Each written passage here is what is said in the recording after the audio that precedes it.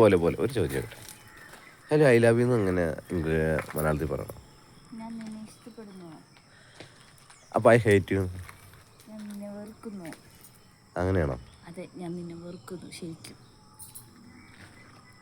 അപ്പോൾ I miss യുവിൻ്റെ മലയാളം തന്നെ. ഞാൻ നിന്നെ കളഞ്ഞു. ആ പറ. ഞാൻ മിസ്